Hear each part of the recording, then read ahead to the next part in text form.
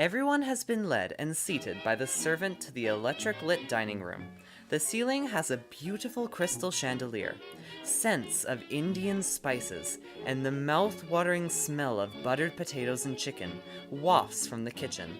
The brass gramophone had been wheeled in and started to play its smooth jazz once again. It is such a pleasure to have you all here tonight to share a meal with me.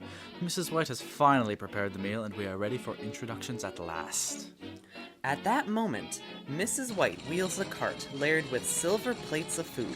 She delicately walks by each person and lays the food in front of them without a word.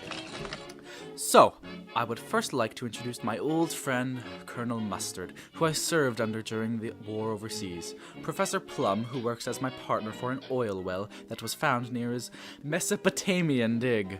Mr. Green is my personal financial accountant and overseer of my finances. Miss Scarlet is a close friend of mine whom I've recently met over the year during embassy parties.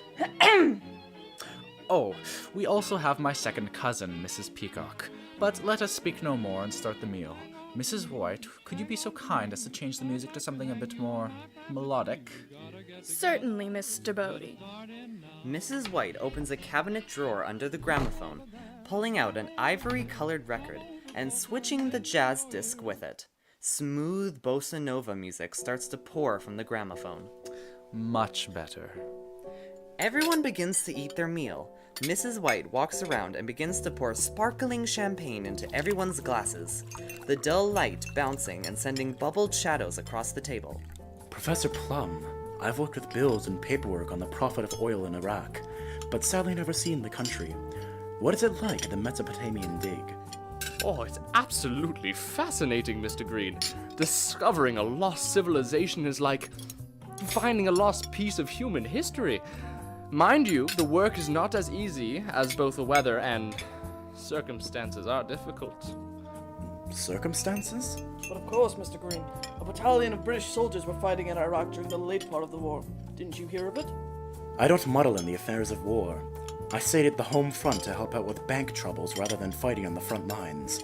Besides, Colonel, I'm a lousy shot. No, it wasn't because of the war.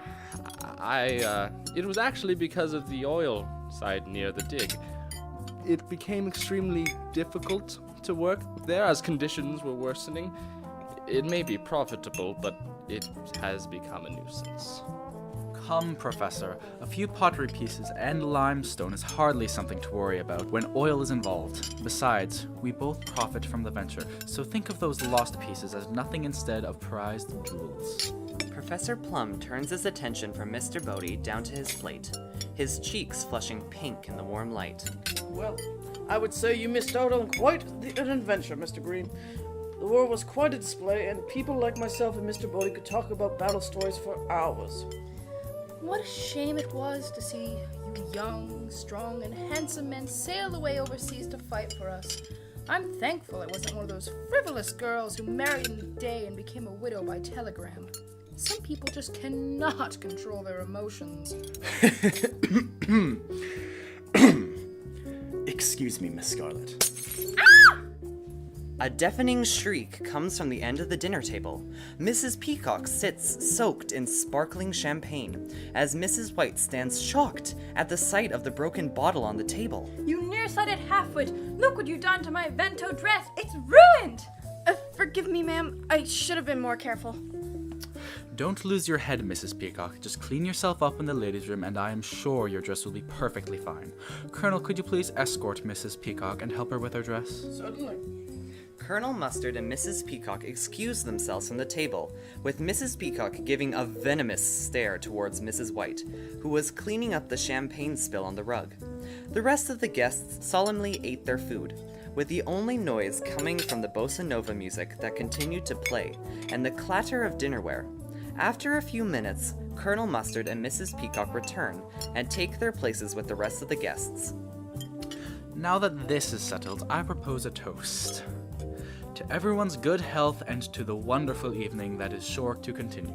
Good health and good tidings. The glasses are emptied by the guests, but strangely, Mr. Boddy only reaches halfway until a monstrous cough comes from him. Excuse me, please. Must have gone down the wrong way. Are you quite alright, John? Yeah, yes. Would you excuse me for a minute?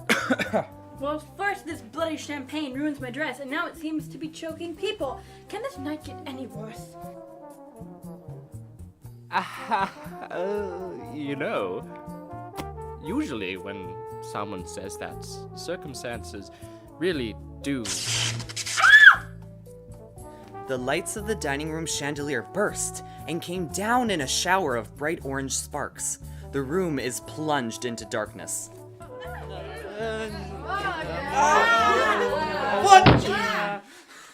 The bossa nova playing gramophone is heard falling over, and an eerie silence fills the room at the abrupt loss of music. Someone find a light. Something brushed my leg!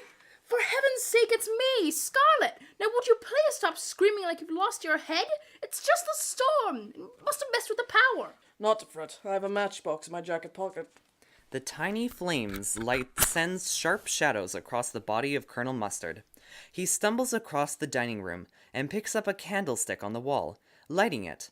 A pale light fills the room, revealing terrified expressions and tipped-over potatoes on the floor.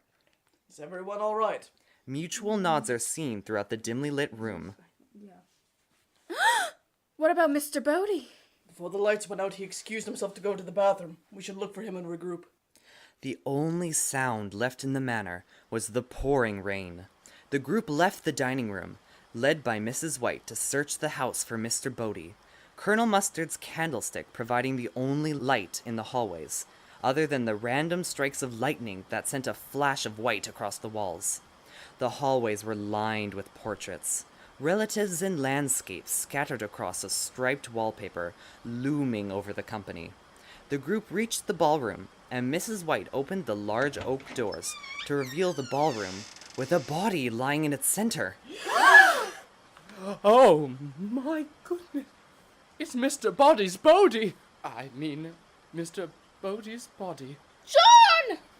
Without hesitation, Scarlet rushes into the ballroom, all the others racing behind her. She drops to the floor and immediately looks for a pulse on the limp gray body of Mr. Boddy. Everyone remains still and quiet.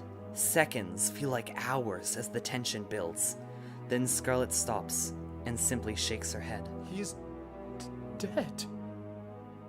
Oh, Mr. Boddy's dead! Mrs. Peacock faints, falling to the floor with a thud, and once again, it is quiet, with nothing but the rain and thunder encircling the manor.